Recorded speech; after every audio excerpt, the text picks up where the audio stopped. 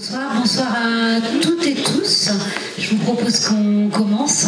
Je suis Emmanuelle Jourdan-Chartier, je suis présidente de la section lilloise de la Ligue des droits de l'homme et membre du bureau national de la Ligue. Je suis ravie de vous accueillir. Je vais pas faire un long discours, juste un bref mot d'accueil. Alors peut-être quand même un mot d'accueil en parlant un petit peu de ce qui se passe en ce moment en Palestine et à Gaza, pour dire que pour la Ligue, l'annonce aujourd'hui par le Quai d'Orsay de sanctions à l'encontre de 28 colons israéliens violents, c'est un premier pas symbolique puisque nous pouvons espérer qu'ils conduisent la France à agir concrètement et plus globalement en cessant notamment ses relations commerciales avec les colonies israéliennes par exemple. Ça devrait être un premier pas pour une politique plus conforme au droit international. Je rappelle juste que selon la 4e Convention de Genève, la colonisation est un crime de guerre et l'ensemble des colonies israéliennes concernées sont illégales. Dans le contexte de la guerre à Gaza, nous assistons depuis des semaines à des violations flagrantes du droit international humanitaire, du droit international globalement, dont se rendent coupables les autorités israéliennes. Face à la catastrophe humanitaire actuelle, face à ces multiples violations du droit international dans la bande de Gaza, il est plus que jamais nécessaire que la France prenne des mesures pour contraindre l'État d'Israël à respecter le droit international. Localement, notre section cherche depuis octobre à faire réagir, à faire prendre conscience. C'est pour ça que nous avons, la semaine dernière, affiché à Lille la décision de la Cour internationale de justice. Nous avons tracté avec nos camarades de l'amitié Lille-Naplouse, qui sont présents ici, participé aux différents rassemblements. Mais il nous semble aussi qu'il est prioritaire de comprendre, de réfléchir ensemble et de nourrir d'intelligence, de connaissance, notre vision de ce qui se passe pour construire ce qui pourrait se passer pour le jour d'après. C'est pour ça que nous avons amorcé ce cycle de conférences. Nous avons reçu Henri Laurens, Vincent Lemire il y a 15 jours. Et aujourd'hui, nous sommes donc très fiers, très heureux, très curieux aussi de ce que pourra nous dire Denis Siffert, que je remercie vivement d'avoir accepté cette invitation. Je vais juste terminer en remerciant nos partenaires, pour Politis, Sciences Po qui nous accueille, l'amitié Lille-Naplouse, je les ai déjà cités, qui est un fidèle partenaire sur ces questions bien entendu, et remercier aussi l'ensemble de la section lilloise de la Ligue des droits de l'homme, l'ensemble des militants. Rappelez que la Ligue des droits de l'homme, nous n'avons pas de salariés, c'est un collectif militant et déterminé qui organise l'ensemble de ces événements, et pour aujourd'hui remercier particulièrement Didier Delinotte qui portait l'organisation de cet événement. Voilà, je vous remercie et je leur laisse la parole.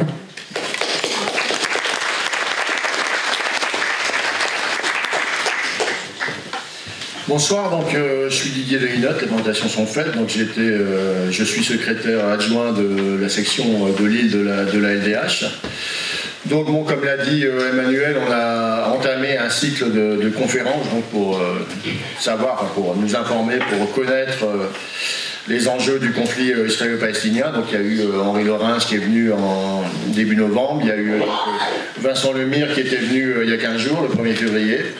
Et donc on a l'honneur et l'avantage d'avoir Denis Siffert, donc quelqu'un que je connais quand même assez bien depuis pas mal de temps, pour avoir été dans l'association pour Politis, qui était anciennement les amis de Politis, donc l'hebdomadaire Politis, qui donc pareil depuis 1988, donc qui est très instructif et très sur la question, justement la question palestinienne. Donc Denis Siffert, il est maintenant éditorialiste à Politis. Il en a été longtemps le directeur de la rédaction. Je ne vais pas faire son curriculum vitae. Bon, il a été aussi à l'ACP, l'Agence centrale de presse, différents, où il suivait, je crois, les voyages de François Mitterrand. C'était une autre époque. Et voilà, je vais lui laisser la parole. C'est quand même quelqu'un qui, sur le Moyen-Orient en général et sur le conflit israélo-palestinien, est une référence et quelqu'un qu'on a toujours plaisir à lire chaque semaine, enfin même quand c'est pas son sujet. Et simplement, je dirais qu'au rez-de-chaussée, si jamais vous, en sortant, bon, on a une table pour Politis avec des numéros justement sur la Palestine où les éditoriaux de Denis sont très en vue. Et il y a aussi une table, bien sûr, de la LDH. Voilà, bah, je vais laisser la parole à Denis pour, je sais pas, 40-45 minutes. Après quoi, on passera aux questions dans la salle. Merci. Merci à vous tous d'être là, surtout. Et je sais que je passe donc après Henri Laurence, qui est un maître dans ce domaine, un grand historien, qui a écrit des livres qui sont des références.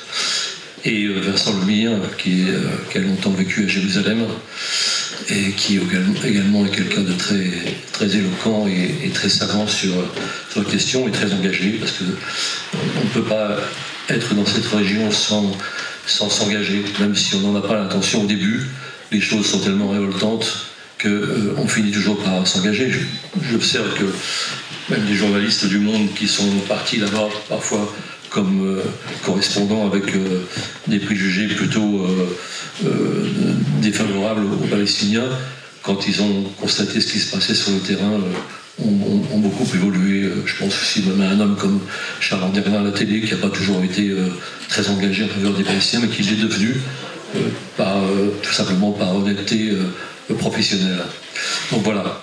Le MIR fait partie de ces gens, en effet, qui sont aujourd'hui très engagés, mais j'aime pas dire pro-palestinien. Je pense que ça, puisque je suis l'invité d'Ali Droit-de-l'Homme, je crois que c'est tout simplement défendre le droit. Et si aujourd'hui, évidemment, ils plaident plutôt en faveur des Palestiniens, c'est une évidence.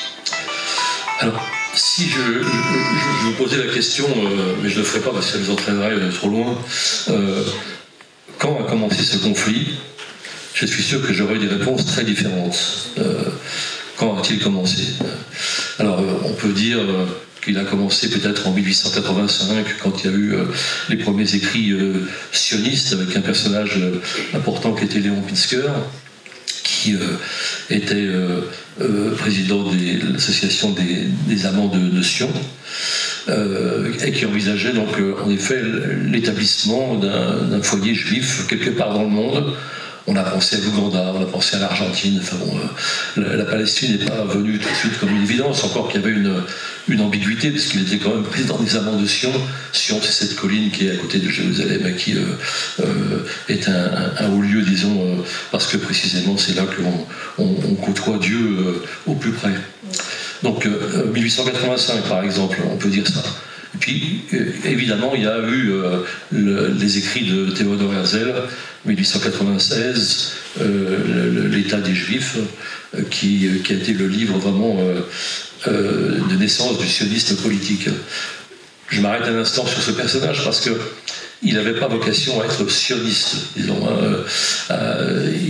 C'est un journaliste pied-noir, vous savez ça, qui est venu à Paris pour couvrir l'affaire Dreyfus, et il est venu dans un pays dont il imaginait que c'était vraiment le paradis des droits de l'homme. Et puis il s'est rendu compte qu'on pliait à mort les Juifs, et donc il s'est mobilisé sur cette question, et il a imaginé, de façon tout à fait prophétique, j'emploie le mot, pas dans son sens religieux, mais sur l'idée qu'il allait falloir créer un État refuge, etc. Donc 1896, 1897, c'est la conférence de Bâle, la première réunion sioniste. Bon, on peut prendre ces dates-là, voyez-vous. Bon, on peut en prendre d'autres tout au long de la première partie du XXe siècle, la grande révolte arabe de 1936-1939, etc. Bon. Peu à peu, il y a eu donc une mobilisation des Juifs d'Europe centrale en particulier qui sont venus s'établir sur cette terre de Palestine. Je tiens à dire ça tout de suite. Pourquoi? Parce que il faut quand même comprendre, pour intégrer, disons, la psychologie juive et israélienne, je ferai toujours un peu la différence. Au point de départ, c'est un conflit entre deux victimes. Il faut le voir comme ça. C'est-à-dire que les gens qui viennent en Palestine au début du XXe siècle sont des gens qui fuient les pogroms, l'antisémitisme en Europe de l'Est, en Russie, etc. Donc c'est pas des gens qui viennent en conquérant. Hein. Bon, cela dit, quand on lit l'état des Juifs, Herzl, il y a quand même des mots très durs qui résonnent aujourd'hui, parce qu'il s'agit quand même de civiliser une population barbare. D'abord, il y a ce mythe en effet d'un peuple sans terre sur une terre sans peuple, qui était en effet une terrible illusion, une mortelle illusion. Mais aussi, il y a l'idée qu'il va falloir civiliser un peuple barbare, même sans hygiène, dit carrément Herzl. Donc on voit qu'il y a là un racisme, disons, colonial d'emblée. Hein. Mais bon. Le grand événement, évidemment, c'est la Deuxième Guerre mondiale, la Shoah, et la grande date, disons, qu'on peut retenir, plus certains d'entre vous les retiendraient si je posais la question, surtout je l'ai posée, mais si je vous permettais d'y répondre, ce que je ne fais pas. C'est évidemment 1947, c'est-à-dire le partage. Ce partage, je dirais que c'est la première arnaque historique pour les Palestiniens, hein, parce que on dit partage, c'est un très joli mot qu'on aime bien sans doute tous, mais en fait de partage, on va donner aux Juifs établis en Palestine qui représentent 7%, on va leur donner 56% des terres. Donc le déséquilibre est terrible, et on s'est arrangé en quelque sorte pour que, d'une certaine façon, ce partage soit non seulement inéquitable, il l'est, mais inacceptable. Et c'est ce qui va se produire. Et donc, alors qu'est-ce qui va se produire? Le partage, donc, avec les guillemets que j'ai déjà mis, va être adopté. Et il va y avoir donc un coup de force du leader sioniste qui est Ben Gourion, hein, qui est un homme d'ailleurs tout à fait remarquable du point de vue intellectuel, tout ça, hein, c'est pas Netanyahou, hein, mais Ben Gourion va le 14 mai 48 faire un coup de force, c'est-à-dire qu'il va autoproclamer l'État d'Israël. Celui-ci ne découle pas directement du partage. Il était prévu qu'il y ait des commissions et des concertations, des négociations qui auraient peut-être un peu arrondi les angles. Ça n'a pas été le cas. Donc il y a eu ce coup de force de Ben Gourion. Et le lendemain même, les pays arabes alentours, la Syrie, la Jordanie, l'Égypte attaquent l'État qui n'a pas 24 heures de vie derrière lui, hein, mais qui va être soutenu énormément militairement, déjà par les États-Unis et par les Européens en ordre dispersé. Donc, et cette guerre, ce sera la première guerre israélo-arabe, et c'est Israël, comme vous savez, qui l'a remporté, et qui du coup a aggravé le partage, a repoussé encore un peu plus loin, disons, l'existence d'un hypothétique État arabe, que je vais finir par appeler palestinien, parce que j'employais le mot arabe généralement. Les Israéliens, d'ailleurs, de façon tout à fait insidieuse, continuent de parler des Arabes. On parle très peu des Palestiniens. On ne reconnaît pas leur identité de Palestiniens. Enfin, donc là, cette guerre est remportée par Israël, et on repousse, et on arrive à un armistice en avril 1949, où on dessine ce qu'on appelle la ligne verte. Vous connaissez cette expression, c'est-à-dire une frontière toute théorique, hein, qui sépare la Cisjordanie, Jérusalem en son milieu, et le jeune État israélien. Pour vous raconter une anecdote tout de suite, j'étais allé à Tohuvé il y a quelques années, c'est le numéro 2 du Hezbollah, et je lui disais, mais vous n'en avez pas marre de parler de l'entité sioniste, vous ne pouvez pas dire Israël comme tout le monde, etc. Et il m'a dit, écoutez, le jour où cet État nous dira où sont ses frontières, ce qu'il est, on le nommera par son nom, on l'appellera par son nom. Je trouve que la réponse était assez brillante, quoique très hypocrite, mais enfin, effectivement, c'est un pays, Israël, qui a cette particularité, seul au monde sans doute, de ne pas avoir de frontières.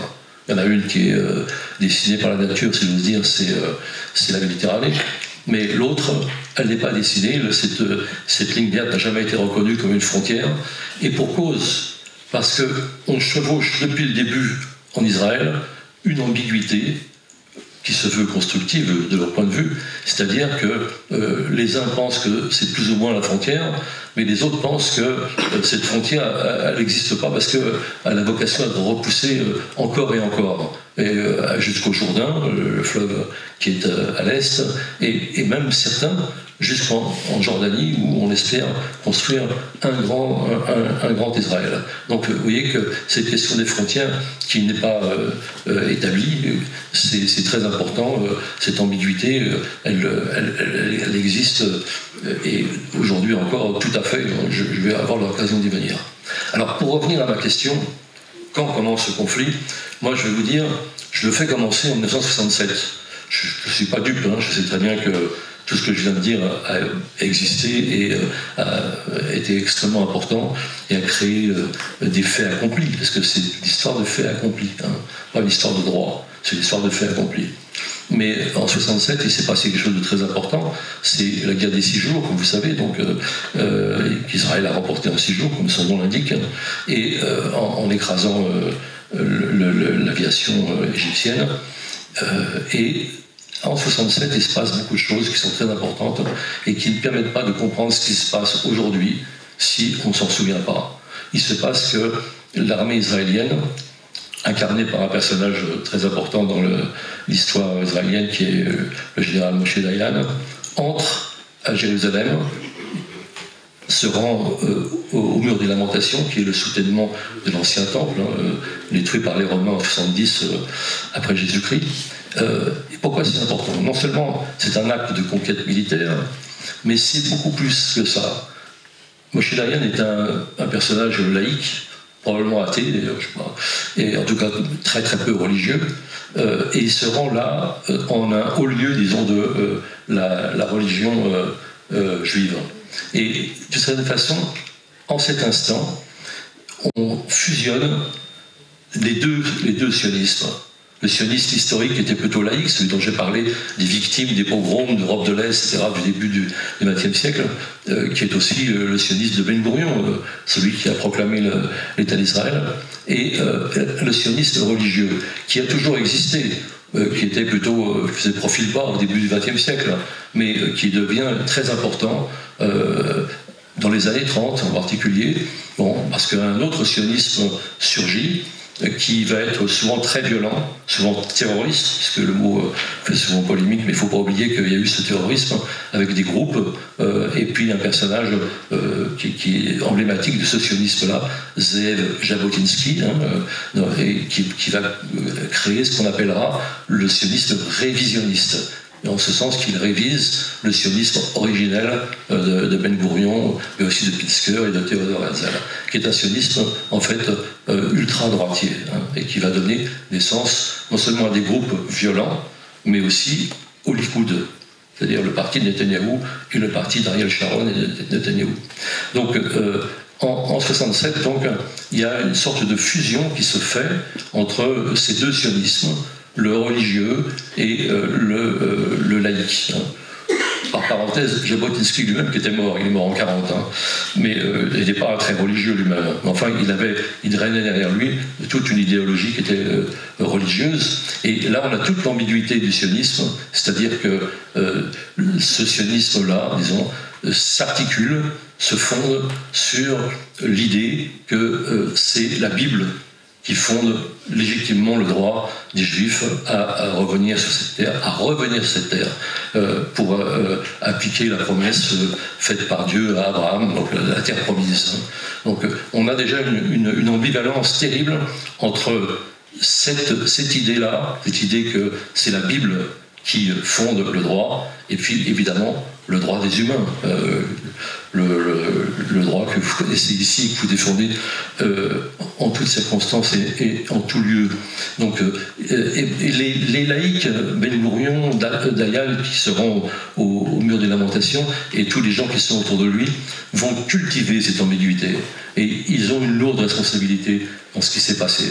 Ce qu'on a appelé souvent la gauche israélienne, ça va donner la gauche israélienne, ça va donner Rabin, ça va donner Peres, etc., ont une lourde responsabilité, précisément parce qu'ils ont cultivé cette ambiguïté qui a permis aux sionistes révisionnistes, à la droite, aux religieux, de penser que, par conséquent, c'était avec la guerre de 67, c'est pour ça que j'aime en faire le point de départ de disons, l'histoire contemporaine de ce conflit, parce qu'il est en effet très ancien, que c'est la Bible qui détermine le droit, et que par conséquent on peut imaginer qu'on va conquérir toute ce qu'on appelle, nous sans doute ici, je pense majoritairement la Cisjordanie, la terre palestinienne, Jérusalem Est en particulier, et qu'eux ils appellent la Judée et la Samarie en se référant à la Bible.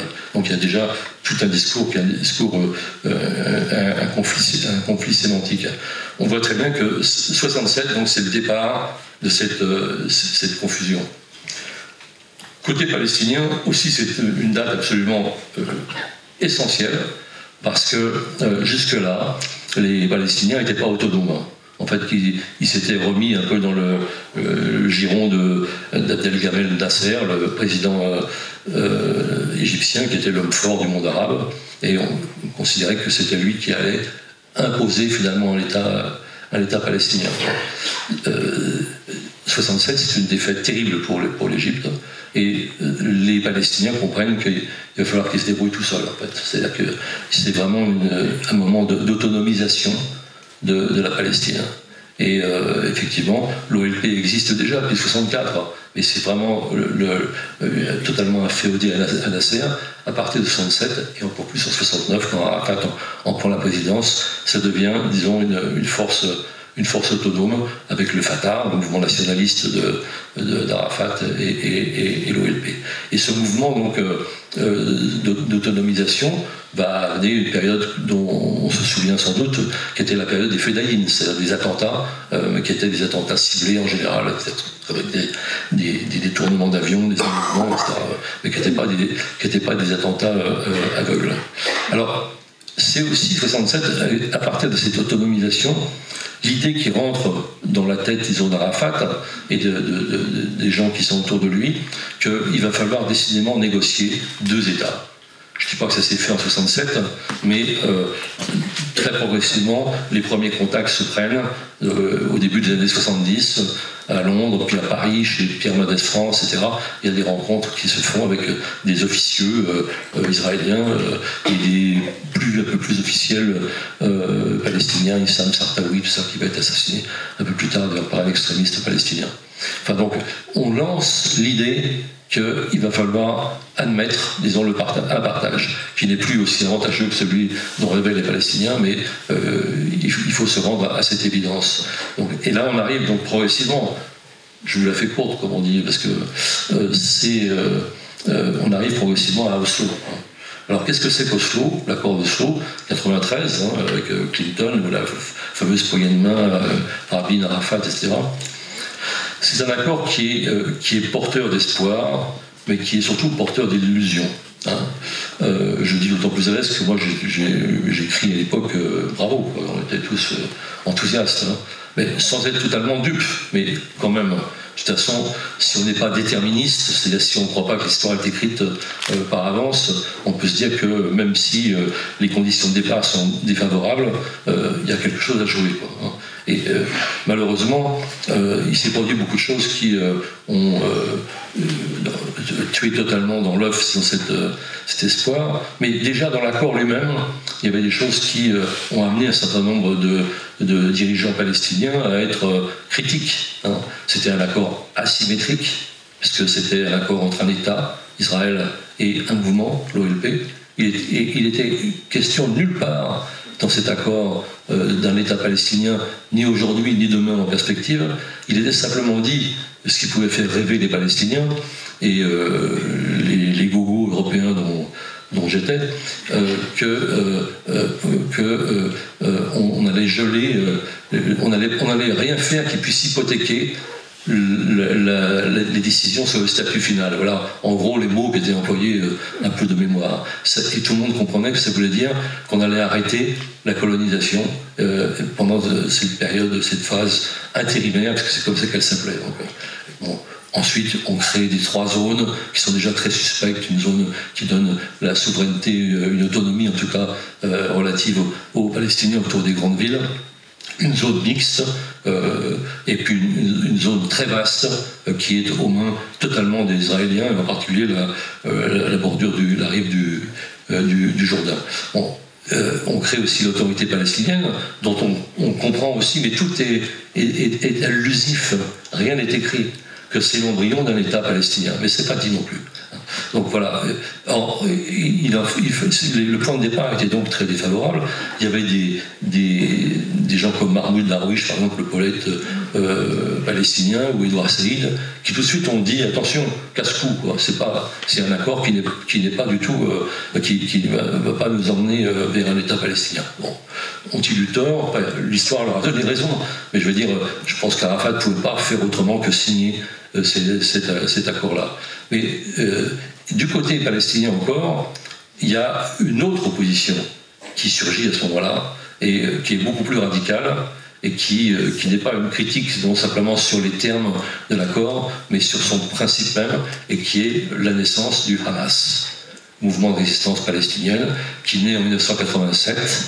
C'est les frères musulmans palestiniens au point de départ, c'est les frères musulmans palestiniens, qui étaient très très peu politisés avant 87, qui étaient tout à fait reclus dans la mosquée, comme on dit, mais qui en 87, à partir de la première intifada, qui est la révolte des pierres, où on voyait des images de jeunes qui envoyaient des pierres face à des chars, la question palestinienne était devenue extrêmement populaire, le Hamas se politise, il se fonde en tant que Hamas, et à partir des accords d'Oslo, il s'engage très vigoureusement, je ne dis pas encore violemment, mais ça va venir, contre les accords d'Oslo. Côté israélien, c'est presque symétrique, c'est-à-dire qu'il y a en effet ceux qui ont signé et qui ont négocié, Rabin, Peres et quelques autres, le parti travailliste israélien, mais de l'autre côté, il y a en effet déjà Netanyahou, Sharon et la droite et l'extrême droite qui justement a dans l'idée qu'il va falloir coloniser tous les territoires jusqu'au Jourdain et pour certains même au-delà. Donc il y a une hostilité très violente, beaucoup plus violente d'ailleurs de ce côté-là que du côté palestinien aux accords d'Oslo. N'oublions pas qu'à la veille de l'assassinat de Rabin, en novembre 1995, Rabin était représenté sur les affiches à Jérusalem en particulier, avec un uniforme nazi. Tantôt il avait un uniforme nazi, tantôt il avait le pied filé des Palestiniens, ce qui était encore pire dans l'imaginaire de la droite israélienne. Donc on voit bien qu'ils ont tout fait, et ils ont commencé par assassiner Rabin, en tout cas par armer, disons, le bras du crime, pour empêcher que les accords se déroulent. Alors, je ne vais pas faire l'histoire des 10 ans, enfin des 7 ans qui séparent ça de Camp David en 2000, qui à mon avis marque la fin de la période d'Oslo. Mais bon, il s'est passé quoi? Il y a eu l'assassinat de musulmans à Hébron, par un extrémiste juif qui est aujourd'hui vénéré d'ailleurs par les colons. Il y a eu l'assassinat de Rabin, il y a eu ensuite l'assassinat de dirigeant du Hamas par Peres. Je ne sais pas ce qu'il a fait de mieux, mais je pense que Peres était très ambivalent par rapport à cette perspective. Et puis il y a eu ensuite à ce moment-là un déchaînement, l'attentat du Hamas, février-mars 1996, etc. Et une guerre avec le Hezbollah, enfin bon bref.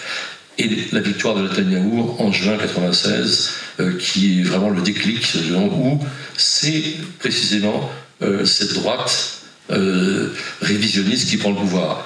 Elle a déjà pris le pouvoir en 1977, mais bon, avec Menahem Begin, mais sans à ce moment-là remettre en cause, disons le processus même qui s'engageait timidement de négociation, etc.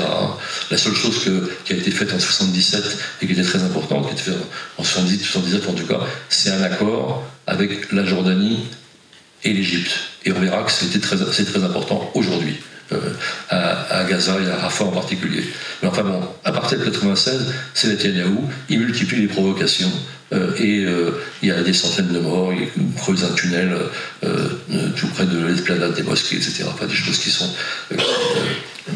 qui attaquent le sacré même, disons, de l'imaginaire musulman. Et on arrive donc en 2000 avec la négociation de Camp David. Cette négociation de Camp David, juillet 2000. C'est quoi? C'est la convocation, on ne peut pas employer un autre mot, d'Arafat par les Ehud Barak, qui est Premier ministre travailliste, c'est une parenthèse, disons, de la domination de la droite. Mais Barak était un homme de gauche curieux, qui était aussi à droite que la droite, et Bill Clinton. Et on dit à Arafat, tu signes de nouveau une sorte d'accord, qui est une sorte d'appendice à l'accord d'Oslo signé en 1993. Le seul problème, c'est qu'on lui fait re-signer une carte de la région, qui n'est plus du tout celle qu'il avait signée en 1993.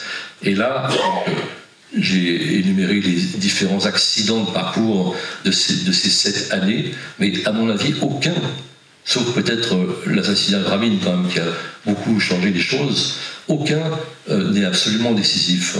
Ce qui est absolument décisif, c'est un processus.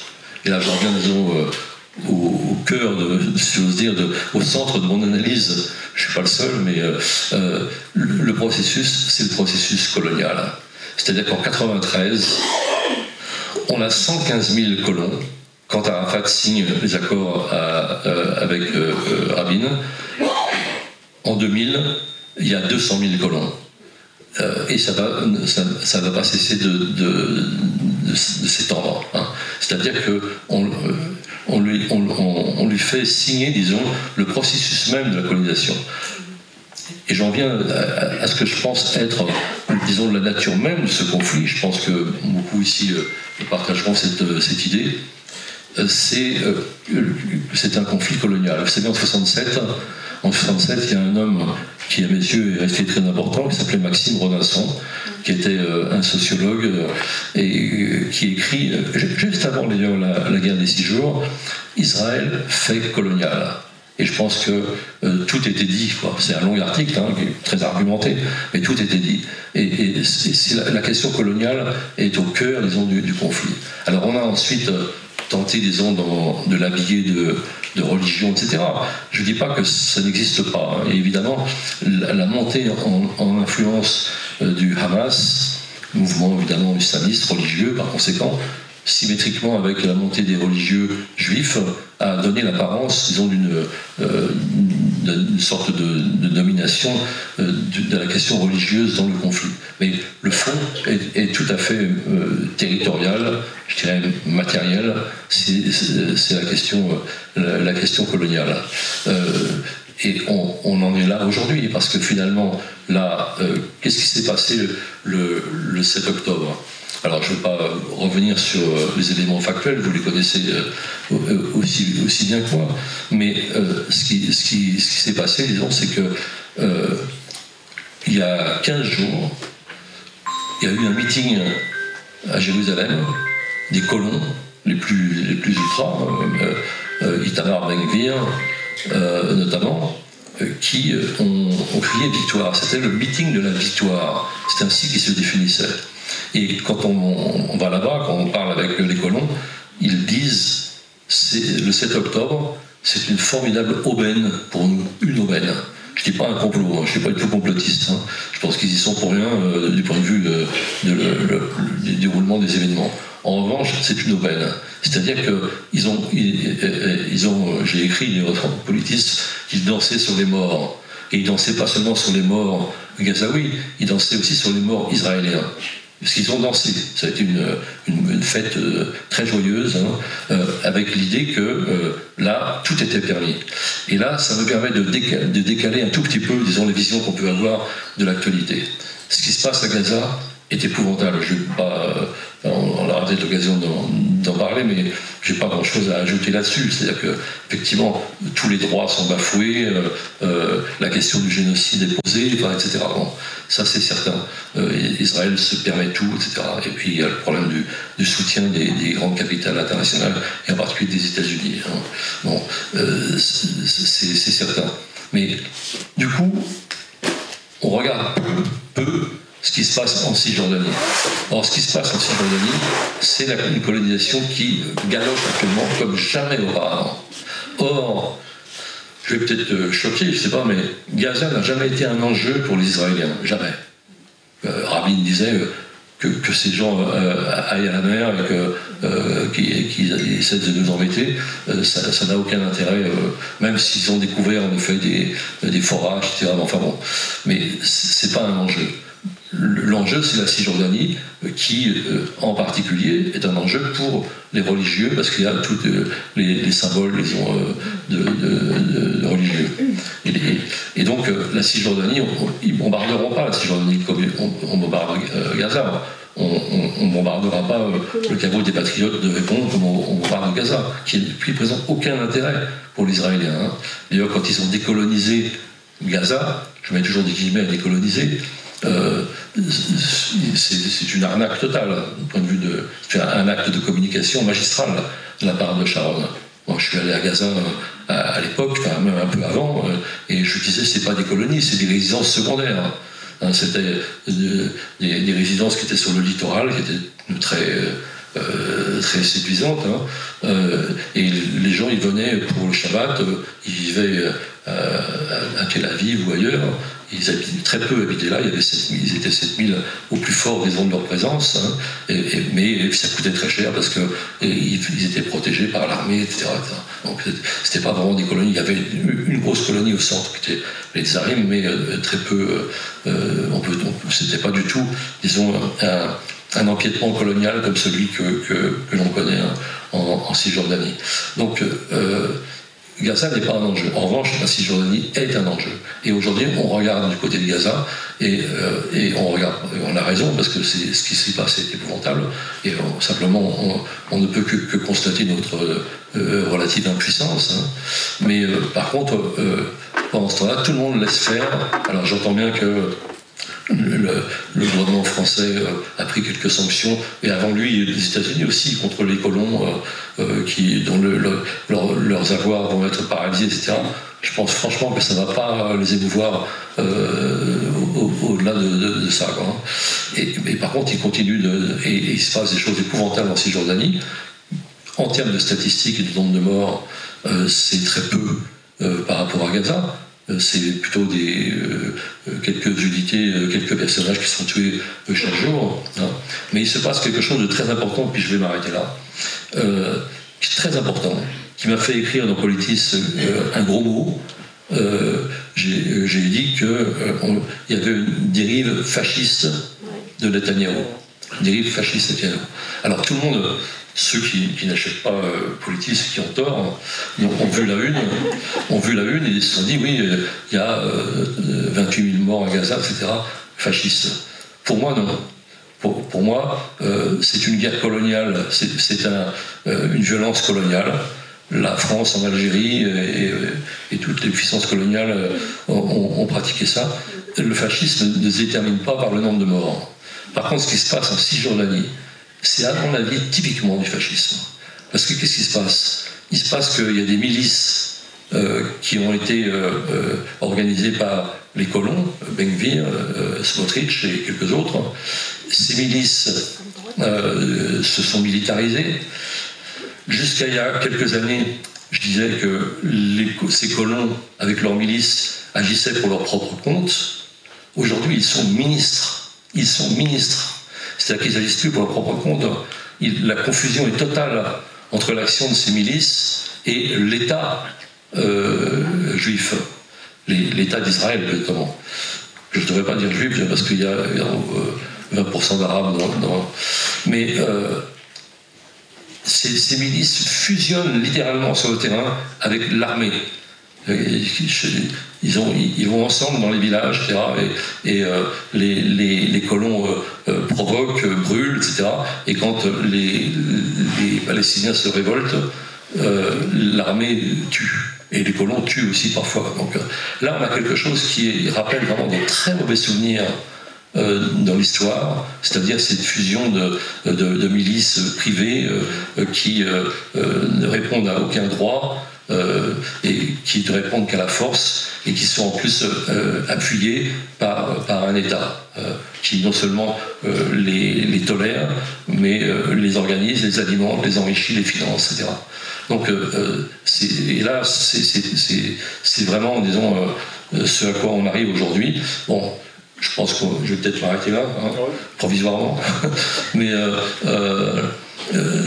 ça fait vraiment réfléchir sur la dérive de ce gouvernement et de cet État. Hein. Alors, je dirais simplement d'une phrase que moi, j'ai commencé comme ça et je termine là-dessus. J'en veux beaucoup à une partie de la population israélienne, beaucoup de mes amis d'ailleurs, qui ont été indifférents à ce qui se passait pendant toutes ces années, qui ont pris un peu conscience au moment du combat contre la réforme constitutionnelle, mais ne voulaient pas mêler à ça la question palestinienne, et qui aujourd'hui se trouvent devant un fait accompli, qui n'ont pas vu venir, qui n'ont pas voulu voir venir, parce qu'il y a eu un déni absolument considérable de cette partie de la population. Voilà, on en est là aujourd'hui. Merci. Merci beaucoup.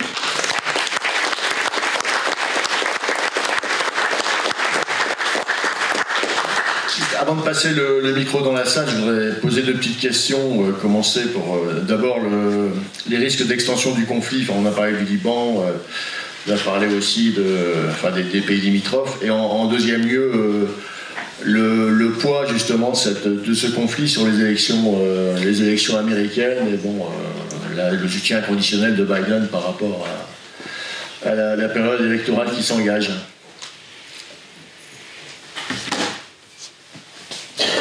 La parole aussitôt. Tu prends la parole aussitôt, c'est ça? Ouais, je te rends la parole. Il prend un risque inconsidéré. Bon, j'ai pas abordé volontairement parce que je pensais que ça allait venir en effet la question internationale, mais l'un des enjeux pour Netanyahou aujourd'hui, qui veut pas de cesser le feu, qui veut continuer la guerre, etc., c'est pas tant l'éradication du Hamas, je ne sais pas s'il y croit lui-même, mais parce que de toute façon, même s'il affaiblit le Hamas militairement, il ne le détruira pas politiquement, parce que l'influence du Hamas, elle est due à la colonisation, elle est due à la frustration de l'absence d'État palestinien, etc. Mais il veut atteindre l'autre, ce que j'appelle moi l'autre rive. C'est quoi l'autre rive? C'est le mois de novembre, l'élection de Trump. C'est sûr que si Trump est élu, bon, alors on aura un paysage international qui sera vraiment avec Netanyahou, Poutine, Trump, avec la perspective de Marine Le Pen chez nous dans quelques années. Enfin bon, c'est vraiment, il y avait un auteur russe magnifique qui s'appelait Victor Serge, qui en 1938 avait écrit il est minuit dans le siècle. Là, je crois qu'il sera à minuit moins le quart, mais enfin, pas loin. Donc, effectivement, Biden est totalement coincé. Parce que pourquoi est-il coincé? Parce que, il est très critiqué par une partie de la population, jeune surtout beaucoup, qui lui reproche de soutenir inconditionnellement en fait, parce qu'il tend, s'il admoneste Netanyahou, mais les bombes israéliennes sur Gaza sont des bombes américaines, de l'armée, donc on est dans une sorte de folie. 14 milliards de votés cette semaine. Hein. Oui. Une folie de contradiction totale. Le problème, c'est que les gens qui manifestent contre Biden et qui, dans les sondages, commencent à le fuir, et le problème, c'est que ça va faire le jeu de Trump, qui va être bien pire. Donc voilà, on est quand même dans une impasse. Et l'espoir, il faut rêver un peu, mais c'est difficile de l'imaginer. Mais je pense que, j'aurai peut-être l'occasion de le dire, je pense que des choses peuvent se produire aussi dans la société israélienne, mais je ne veux pas m'étendre. Mais pour l'instant, les États-Unis, ils sont hantés par une seule chose. Ils se foutent des Gazaouis, pour dire les choses très clairement. Bon, alors je dis pas qu'humainement Biden et Blinken sont heureux de voir ce qui se passe. Hein. Mais je veux dire, c'est pas l'enjeu pour eux. Pas plus pour les Israéliens que pour eux, c'est l'enjeu. L'enjeu pour eux, c'est le risque d'embrasement, comme on dit, c'est le mot. Hein. L'embrasement, c'est le Hezbollah, c'est les Houthis en mer Rouge, etc. Et c'est ça qu'ils redoutent. Parce que derrière les deux, le Hezbollah et les Houthis, il y a l'Iran. Et donc là, il y a la perspective d'un embrasement général. Et c'est pour ça que les Israéliens, disons, prennent position stratégiquement, militairement, etc. Les Américains, pardon. Mais donc, Gaza, bah, ce sont comme souvent, disons, les sacrifiés de l'histoire. Je vais faire circuler le micro, n'hésitez pas à me faire signe. Je vous le rends tout de suite, juste indiquer que si vous pouviez prévoir des questions, qui soient vraiment des questions, si possible, et assez courtes pour que tout le monde puisse s'exprimer et que Denis Sfer puisse répondre, ce serait formidable. Oui, bonjour, moi j'ai une double question. Pendant des décennies, en fait, l'État d'Israël a pratiqué les médias mensonges. Et je voulais savoir si Internet et les réseaux sociaux pouvaient y faire quelque chose et si ça avait une conséquence ou non sur l'expansionnisme sioniste. C'est-à-dire jusqu'où Israël veut aller. Est-ce que c'est le grand Israël, c'est-à-dire avec Jérusalem-Est, la Cisjordanie et la bande de Gaza? Parce qu'en fait, c'est ça ce que poursuit Netanyahou plus que le Hamas. Ou bien alors, ça peut être au-delà. Manger des territoires de l'Égypte, de la Jordanie et du Liban ou de la Syrie.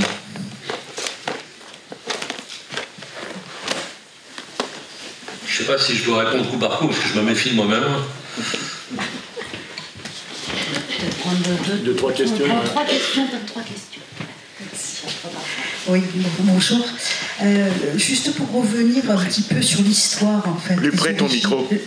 Pour revenir sur les origines, sur un peu l'histoire, est-ce que vous pourriez un peu développer le rôle de la Grande-Bretagne, justement, au moment de la création d'Israël et avant, bien sûr?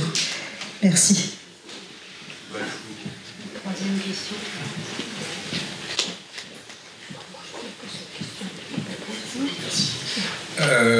Comme le monsieur a rappelé avant, là on assiste à un des premiers vrais conflits qui est aussi documenté sur les réseaux sociaux, sur Internet. Est-ce que ça joue dans le soutien de la population israélienne envers son gouvernement, surtout après qu'il y ait eu tous les conflits autour de la réforme constitutionnelle qu'on a eu ces derniers mois?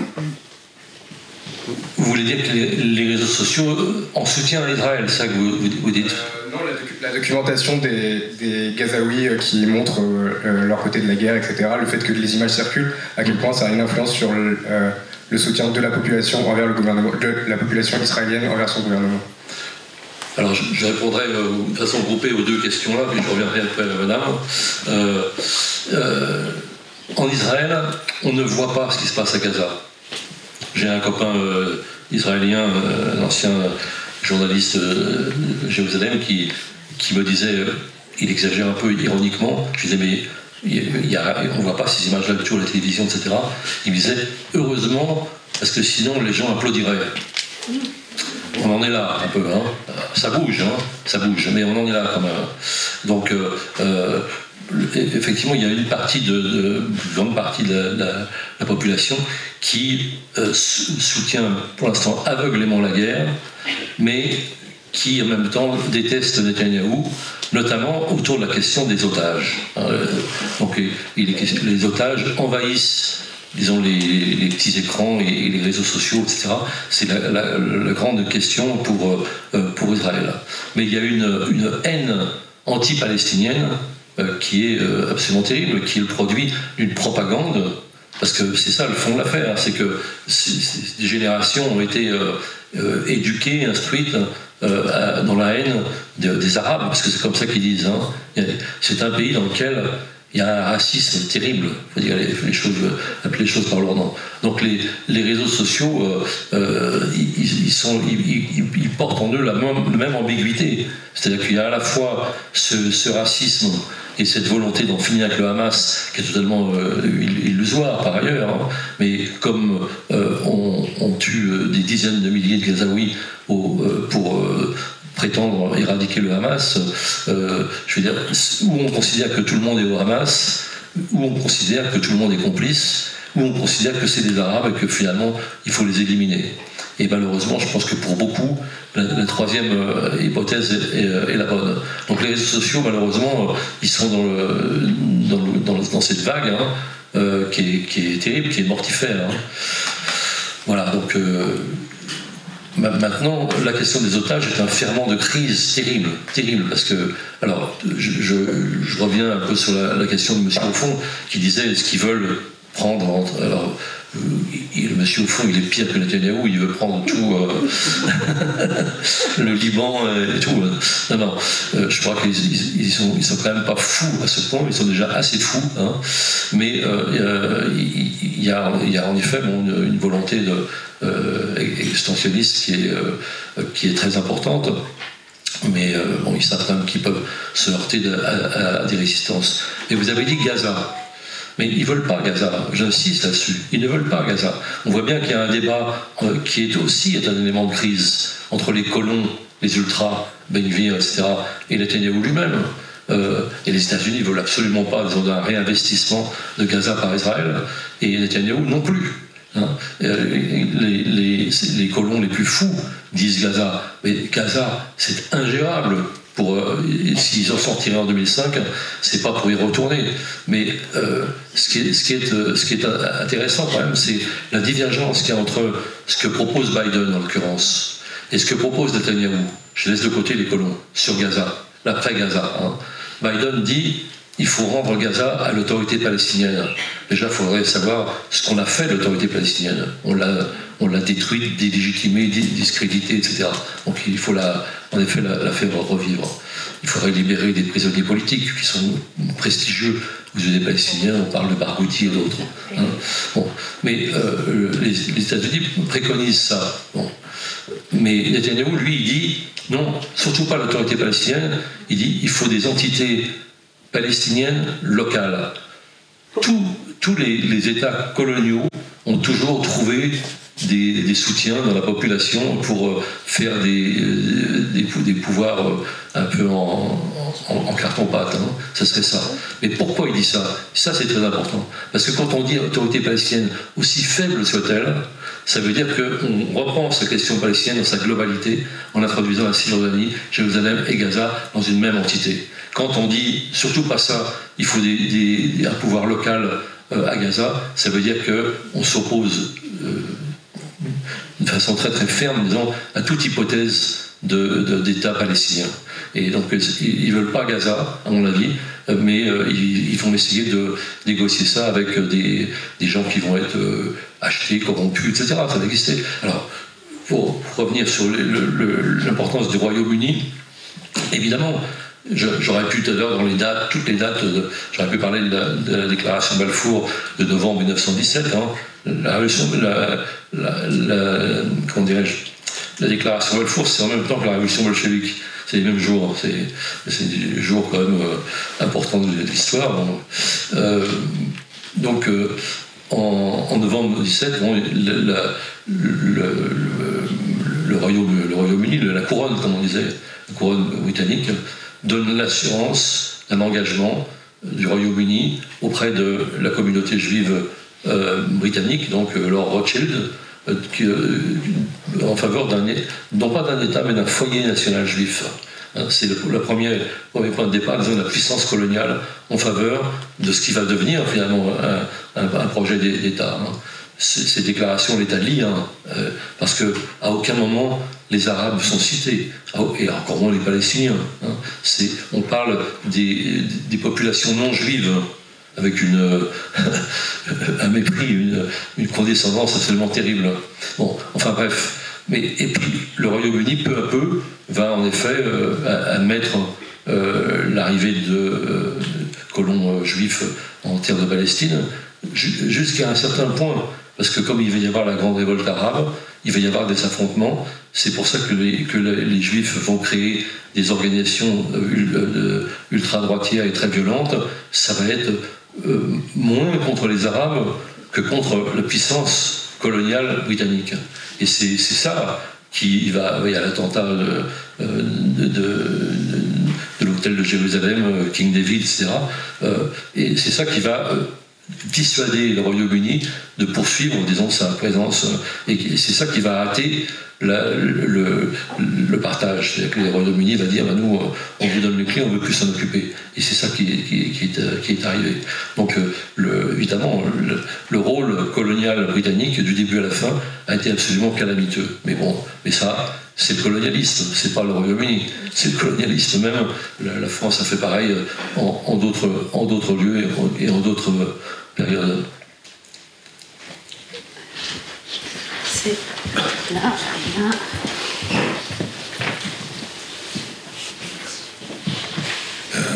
Je voudrais avoir ton avis sur le fait que, un truc un peu troublant, le fait que des gens qui étaient a priori assez antisémites sont maintenant les plus fervents défenseurs d'Israël.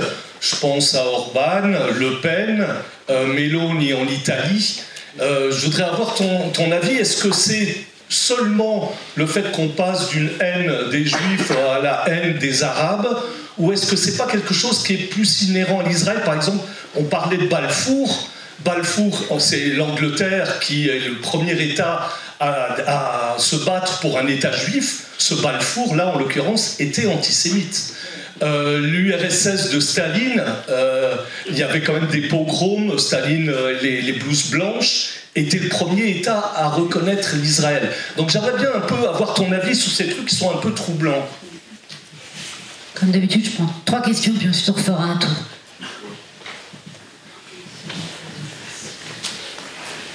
Merci beaucoup pour votre intervention très intéressante. Je voudrais rebondir sur la situation à Gaza et avoir en fait, parce que vous avez dit que justement Israël n'est pas intéressé par Gaza, mais pourquoi en fait dans ce cas ils bombardent en fait, ils disent que les Palestiniens doivent être aller plus au sud et après dans le sud ils veulent bombarder Gaza. Donc est-ce qu'il n'y a pas justement une histoire de colonisation encore à Gaza pour justement tout investir en fait, tout coloniser? Et voilà, principalement pour ça.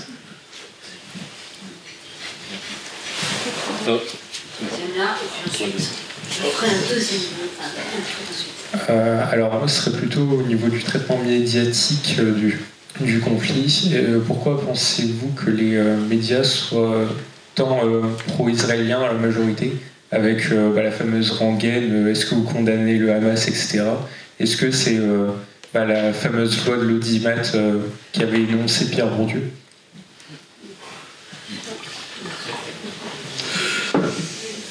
Alors d'abord, par rapport aux antisémites devenus plus sionistes que les sionistes, moi je pense que Netanyahou, je ne veux pas dire qu'il est antisémite, mais je vais dire qu'il y a un divorce terrible entre le judaïsme, disons, originel, philosophique, je dirais. Il y a eu des grands penseurs juifs, etc., y compris dans une période assez récente, un divorce entre ça et puis Netanyahou lui-même. Netanyahou est un dirigeant illibéral, c'est lui qui va vers Orban et qui va vers les antisémites. C'est plus son problème, disons. Son problème n'est plus un problème juif. Son problème est un problème. Il a un État paria, un État violent, et il a en plus, du point de vue économique, il a une logique qui est totalement libérale en termes d'économie et totalement illibérale en termes, disons, de démocratie. C'est pas un pays démocratique. Il ne peut pas y avoir de démocratie dans un État colonial. Même les gens croient que c'est démocratique, mais c'est démocratique pour la population juive. Mais moi j'ai coutume de dire que l'Afrique du Sud d'avant Mandela était démocratique pour les Afrikaners, si on va par là. Donc il n'y a pas de démocratie possible. Donc il cherche des points d'appui partout et il les trouve. Il trouve en effet. Alors Poutine c'est très ambivalent. Il a des relations avec Poutine, mais on ne peut pas dire qu'il est soutenu totalement par contre effectivement Orban et quelques autres. Et puis toutes les extrêmes droites. Mais parce que je pense que l'extrême droite de Netanyahou, c'est plus important à ses yeux, disons son engagement, que le judaïsme. il utilise le judaïsme que comme argument de propagande pour faire taire les opposants sur le thème de l'antisémitisme. Mais ce n'est plus que ça. C'est-à-dire que le reste, c'est effectivement un gouvernement d'extrême droite. J'ai dit, moi, je me suis avancé en disant même qu'il connaît une dérive fasciste, et donc il fait prospérer son pouvoir. Il a besoin des colons pour avoir une majorité fragile.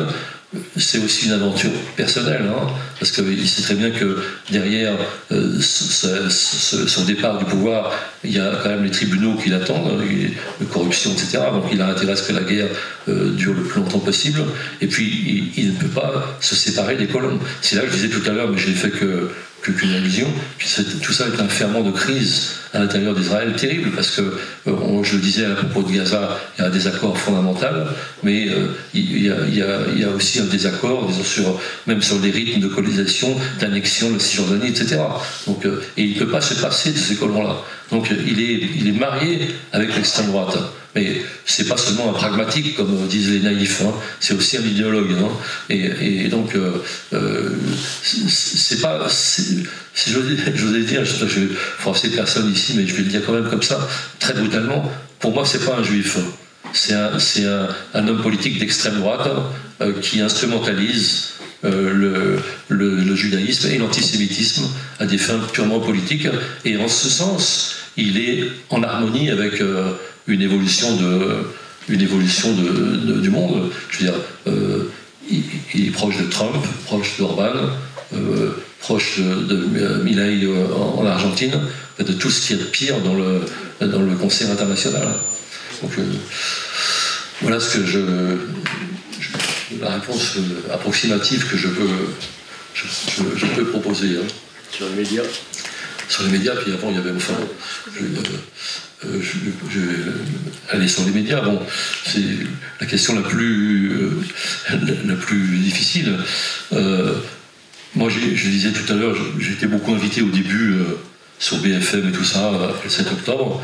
J'ai fini par ne plus y aller parce que c'est horrible. D'abord, c'est totalement irrespectueux. On se retrouve seul avec 5 ou 6 opposants, etc. Très hostile, très violent. On a du mal à avoir la parole, etc. Bon, donc c'est sûr qu'il y a en effet un présupposé, un préjugé favorable à Israël. Bon, les journalistes, souvent de ces médias-là, sont du côté du manche. Hein. C'est-à-dire que qu'est-ce qui les détermine? C'est surtout le point de vue du gouvernement. Et le point de vue du gouvernement, il est totalement pro-israélien, avec des nuances, c'est-à-dire que ces nuances sont d'ordre compassionnel. Ah, quand même, faut pas exagérer, la répression, 30 000 morts, on peut quand même éviter ça, etc. Mais au fond, il n'y a pas de. C'est les États-Unis qui donnent le là de tout ça. Et les médias ne font que suivre. Je ne dis pas la plupart des médias, ne font que suivre. Je dis pas. Faut pas globaliser. Moi, avant d'être politique, j'ai été dans d'autres médias et tout. Et je sais ce que c'est que ce qu'on appelle souvent les grands médias, etc. Les médias mainstream. Ça, c'est pas si simple que ça. Hein. Il y a les journalistes qui veulent ménager un espace de liberté, souvent ils peuvent le faire. Je citais tout à l'heure Anderlin, à France 2, il me disait on me demande de plus trop en parler, de parler de la Palestine uniquement sous l'angle de sujets de société, par exemple, à un moment donné. Bon, il n'empêche qu'il en parlait quand même.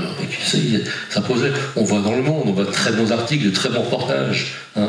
Benjamin Barthes, qui fut un élève à moi à l'école de journalisme. Et j'en suis fier. Enfin, c'est pas moi, c'est lui, parce qu'il a fait son trou. Mais ce qu'il écrit est magnifique. Je veux dire, la double page dans Le Monde sur l'histoire. Il n'y a rien à redire. Politiste n'écrirait pas mieux. Hein. Donc il faut pas schématiser. Mais c'est vrai que l'audiovisuel en particulier. C'est comme ça que les Français, malheureusement, s'informent. Les télés, les radios sont extrêmement pro-israéliens parce que ça suit, même si c'est l'audiovisuel privé, hein, ça suit, disons, la politique du Quai d'Orsay. Et quand je dis le Quai d'Orsay, c'est pas le pire des ministères d'ailleurs, mais ça suit en tout cas la politique du gouvernement français, qui lui-même suit les États-Unis. Donc de loin en loin, on voit qu'on est lié, il y a une sorte de continuum. Voilà, bon, mais cela dit, bon, il y a en effet des médias quand même, d'une part, qui affirment une indépendance, pas seulement politique, il y a Mediapart, mais il y en a d'autres. Et dans des médias dits mainstream, il y a en effet des espaces. Moi, je lis plus les journalistes que les journaux, je dirais. Alors, je regarde dans des journaux qui écrivent, et il y a dans beaucoup de journaux qui paraissent hostiles, etc. Il y a des journalistes qui disent des choses qui sont en dissidence. Il faut apprendre à les lire, il ne faut pas trop globaliser, quoi. Mais bon, c'est... Alors, ça nous renvoie à l'histoire, ça nous renvoie, je veux dire, à la Shoah, à la culpabilité française, et puis il y a des intérêts économiques bien sentis, et puis il y a la terreur de Herzl, c'est-à-dire l'idée que Israël c'est une sorte d'ambassade en terre hostile, en terre barbare, et puis il y a eu là-dessus qui s'est greffé, et qui est extrêmement important, c'est l'islamisme. La confusion permanente entre le Hamas et Daesh et les attentats du Bataclan, etc., c'est terrible, c'est extrêmement dévastateur dans l'opinion. Or, le Hamas, aussi horrible soit-il, il est horrible, mais c'est un mouvement palestinien, c'est-à-dire qu'il intervient dans la sphère palestinienne, avec des méthodes qu'on peut évidemment tout à fait discuter, qui sont tout à fait répréhensibles. Mais c'est pas Daesh, c'est pas le djihad global, ça n'a rien à voir. Le Hamas ne mettra jamais des bombes au Bataclan. Donc, et là, la confusion, l'amalgame et l'instrumentalisation de cette confusion est permanente, et elle amène en particulier les médias, en partie par inculture pour certains journalistes, mais avec une volonté politique aussi, parce que c'est le côté du manche, et que c'est le confort, disons, intellectuel, matériel, professionnel, il est là, il est dans ce soutien. Alors, du coup, la question qui était posée. C'était sur la situation de Gaza. Oui. Vous avez dit en fait que justement oui. Israël n'était pas intéressé par Gaza. Oui, je confirme. Alors peut-être que l'avenir me donnera tort, mais je vois pas. Il va se passer ce qui se passe toujours, c'est-à-dire que à un moment donné, ça va s'arrêter. L'Europe va être convoquée pour financer la reconstruction, et n'aura pas son mot à dire politiquement. Surtout qu'elle ne fait rien pour prendre la parole. Donc c'est ça qui va se passer, et je ne pense pas du tout, moi, qu'ils vont... ils n'ont jamais vraiment colonisé Gaza. Ils n'ont jamais colonisé. Alors il y a le problème de l'Égypte. Alors ça me permet d'en dire un mot, parce que aujourd'hui la situation à Rafah est terrible. Il y a donc toute la population, enfin 1 300 000 qui avaient été chassés de Gaza City et puis de Khan Younis sont maintenant à Rafah, et ils sont agglutinés là dans des conditions épouvantables. Et Netanyahou pousse pour que ces gens partent vers l'Égypte, c'est-à-dire en fait éliminer, arriver à un désert gazaoui, qu'ils domineront militairement comme ils le dominaient avec le blocus, mais qui ne vont pas le réinvestir avec... il a dit lui-même, ça restera palestinien, Netanyahou l'a dit. Mais en revanche, effectivement, ces Gazaouis ne peuvent pas partir en Égypte. Abdel Sisi n'en veut absolument pas, et on le comprend pour deux raisons. D'une part, parce qu'il sait très bien que dans le désert du Sinaï, une partie de ces Palestiniens seront proches du Hamas, et que c'est des frères musulmans. C'est pour lui, c'est ce qu'il il les a exterminés pratiquement en 2014-2015. Donc c'est pas pour refonder, disons, un foyer de frères musulmans, mais surtout en plus, je crois que c'est surtout ça, si il accueille 1 300 000 ou 1 500 000 Palestiniens, ils n'en partiront plus. Comme ce sera le deuxième Nakba, vous savez, la catastrophe palestinienne de 1948, ils n'en partiront plus. Ils vont vivre dans des lieux précaires, comme en Jordanie et au Liban après 1948, et ils y sont toujours. Et l'économie égyptienne, sans même parler de politique et de frères musulmans, ne peut pas supporter ça. N'oublions pas que, ça a été dit tout à l'heure, l'Égypte est grassement financée, un pays qui est extrêmement miséreux, hein, extrêmement pauvre en réalité, et soutenu totalement par l'économie américaine, militairement, économiquement. Et ils ne peuvent pas supporter ça. Donc, actuellement, la situation à Rafah, vous avez peut-être vu comment ça se présente. Il y a tous ces gens dans des camps de toile, ou pas d'ailleurs, qui crèvent littéralement, je veux dire, y compris d'ailleurs de famine, d'épidémie, de sous-alimentation, etc., en attendant que ce soit les bombes qui les éliminent. Mais, et de l'autre côté, il y a les chars égyptiens qui braquent leurs canons vers la frontière. C'est-à-dire qu'avec des chevaux de frise, tout ça, donc il n'est pas question de les accueillir. Alors je ne sais pas si à un moment donné, la pression américaine va faire que... Mais les Américains n'y tiennent pas non plus. Il n'y a que Netanyahu qui veut les voir partir au maximum. Donc je pense que ce qui va se produire, c'est ce que je disais tout à l'heure, je pense que c'est le plus probable en tout cas. Et vous savez, les prévisions sont hasardeuses, hein, mais le plus probable, c'est que ça se réorganise avec des féodalités locales palestiniennes qui seront à la botte d'Israël.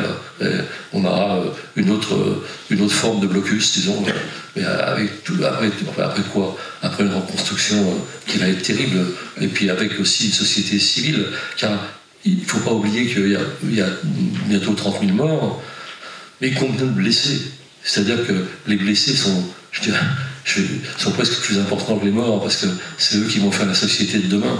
Et donc, quand on a une société entièrement mutilée, avec des gamins, des adolescents qui n'ont plus de jambes, etc., je veux dire, quel type de société on va pouvoir réorganiser sur cette base? C'est ça qui est terrible. Et la question, c'est qui va payer? Parce que ces gens ne vont pas pouvoir vivre de façon autonome. Qui va payer? Israël n'y tient pas du tout.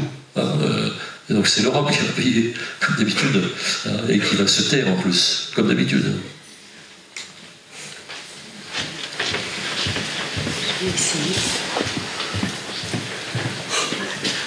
Merci. Je suis interrogatif sur la relative faiblesse du mouvement de solidarité en France.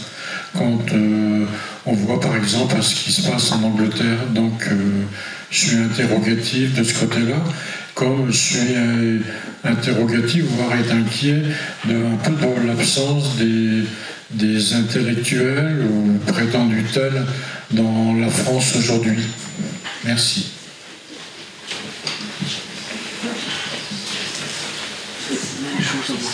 Bonjour, merci pour cette conférence. Alors vous avez mentionné l'Europe et ma question porte sur l'Union européenne, puisqu'on a une commission qui se veut géopolitique, qui affirme d'abord son soutien à Israël, puis revient un peu sur ses propos, avec des États membres qui sont assez divisés sur la question de ce conflit, qui sont aussi très tournés sur ce qui se passe en Ukraine et sont donc critiqués pour avoir des standards doubles par rapport à l'Ukraine et à Gaza.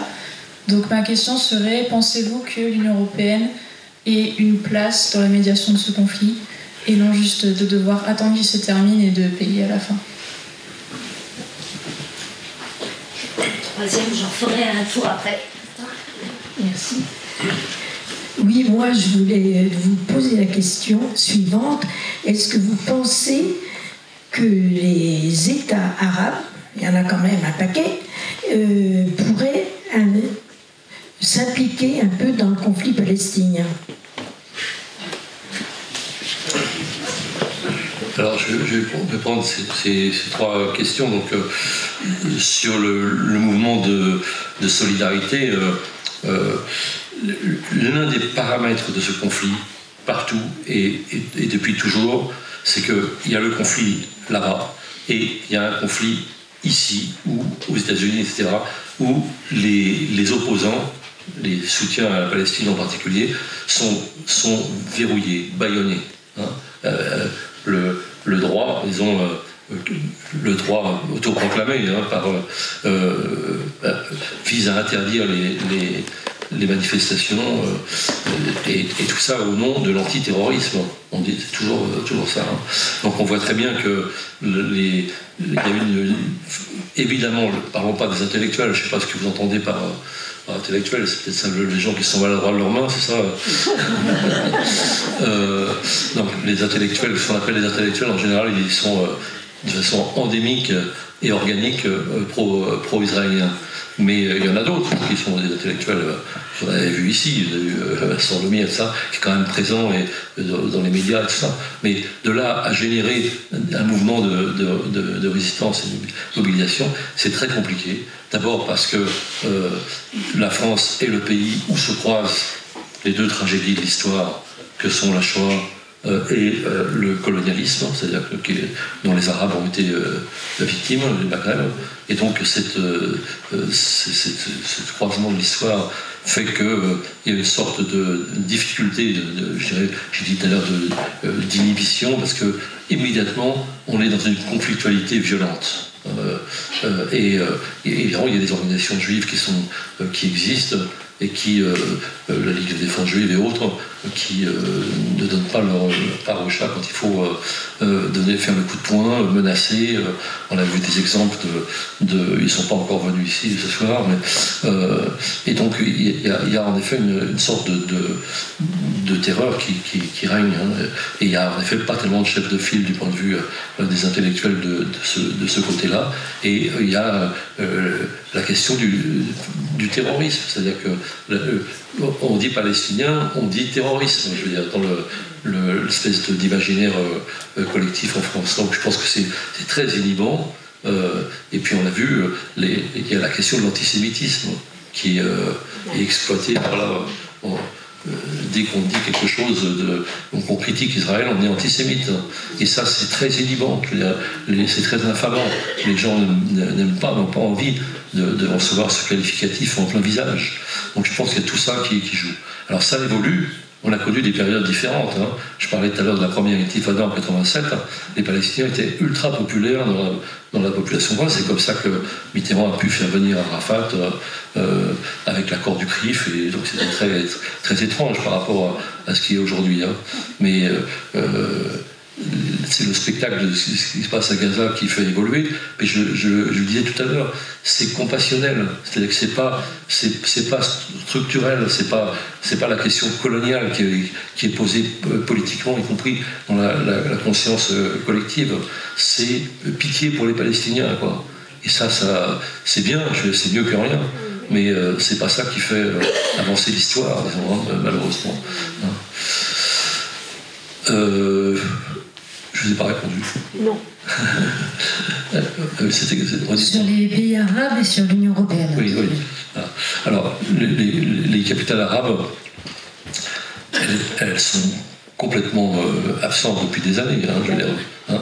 Et pour les raisons qu'on a évoquées ici, c'est-à-dire qu'il y a eu 79, il y a eu l'accord le premier accord de Camp David avec Anwar el-Sadat et la Jordanie avec Abdallah.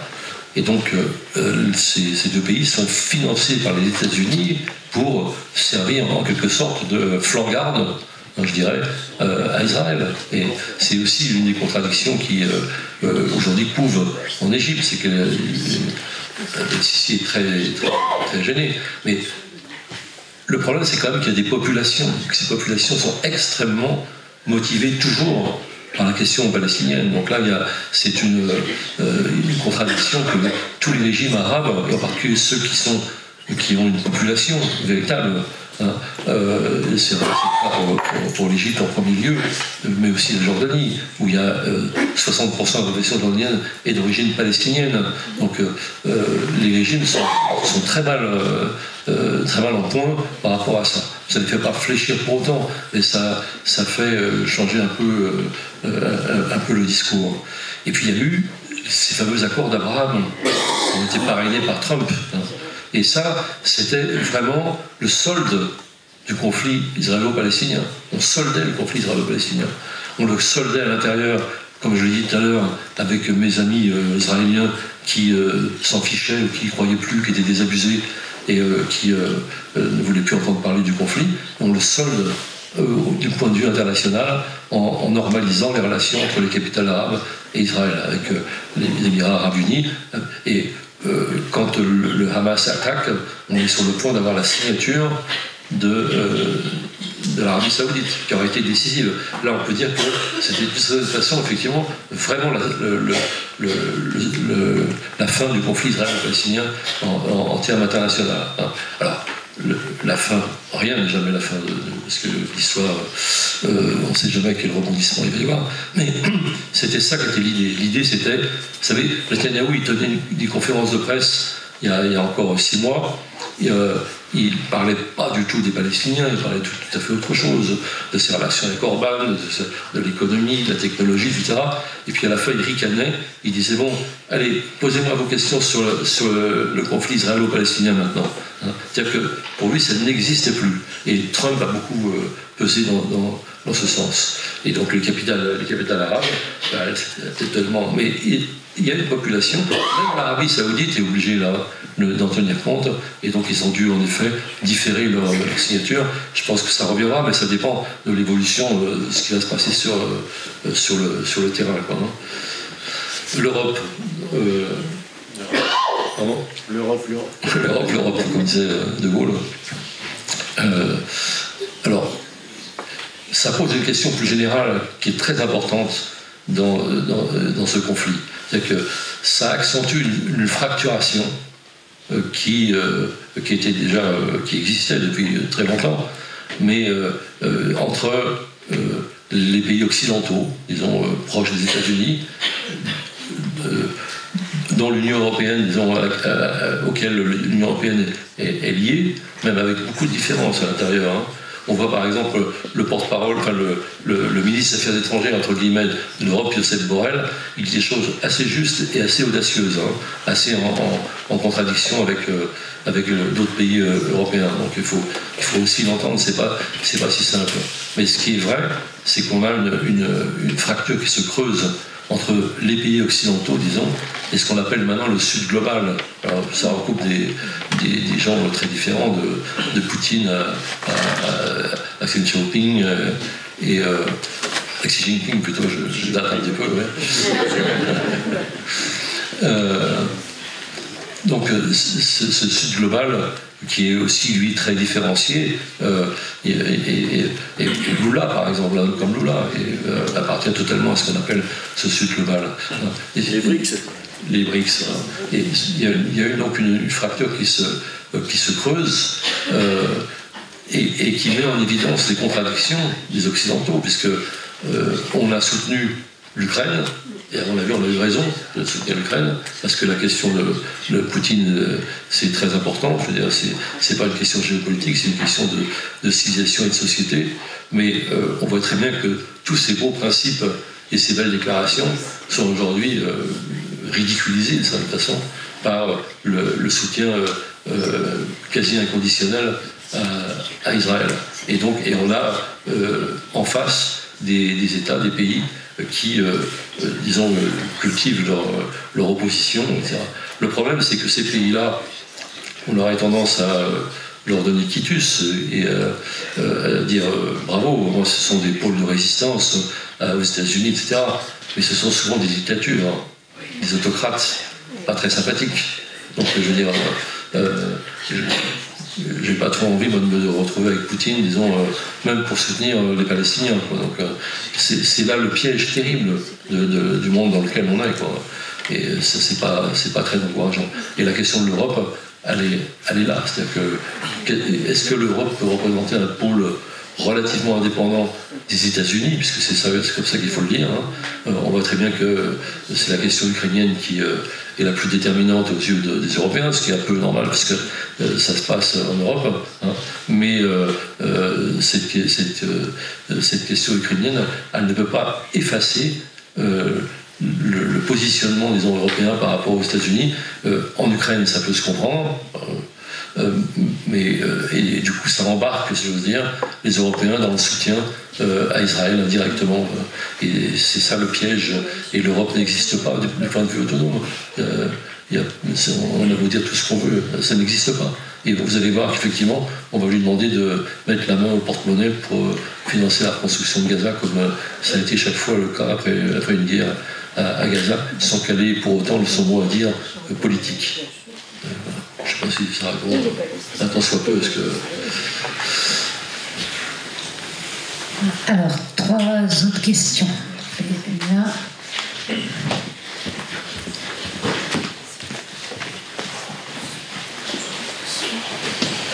Bon, tu as répondu à ma première question qui portait sur les accords d'Abraham, etc. Donc je la retire. J'avais une question un peu précise. Est-ce qu'il est vrai que la Jordanie avait signé un accord au moment de la guerre de 1947 pour se partager le territoire?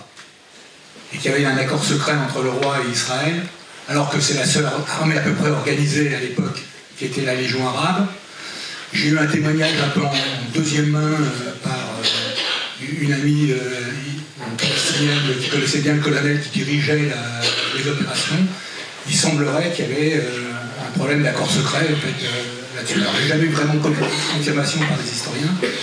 Et ma deuxième question porte sur l'analogie avec l'Afrique du Sud, sur le concept d'apartheid, sur le rôle qu'a joué l'Afrique du Sud récemment en déposant une plainte.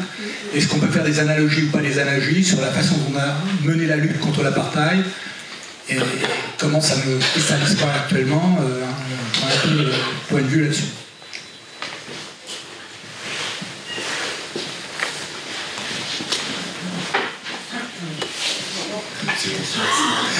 Bonjour, moi la question porterait sur l'avenir politique de la Palestine, sans Mahmoud Abbas, et sans que les prisonniers politiques soient libérés. Quel peut être l'avenir politique?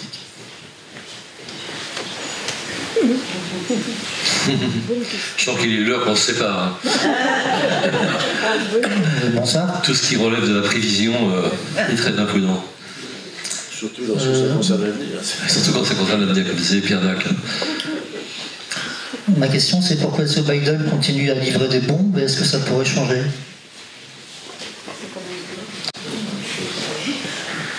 Bon, on en reste là. Alors, l'accord secret entre... Moi, j'ai lu aussi des choses, mais je ne suis pas capable d'en dire plus sur l'accord secret avec la Jordanie. C'est un peu contredit par l'histoire, parce que la Jordanie a quand même été très, très en flèche dans la guerre de 48, hein, avec, d'ailleurs, Glock Pacha, le Britannique...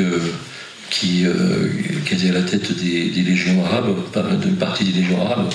Donc, mais ce qui est vrai, c'est que très vite, après la guerre, la Jordanie s'est repliée sur en effet un accord de fait avec Israël, et c'est la Jordanie qui a administré la Cisjordanie pendant jusqu'à la guerre des 6 jours, enfin jusqu'à la guerre des 6 jours, et même un peu au-delà, parce que l'annexion de Jérusalem, c'est 1980 seulement, et la Jordanie se retire parce qu'ils en ont assez de financer les fonctionnaires, et, alors qu'ils n'ont plus aucun pouvoir politique sur ce territoire.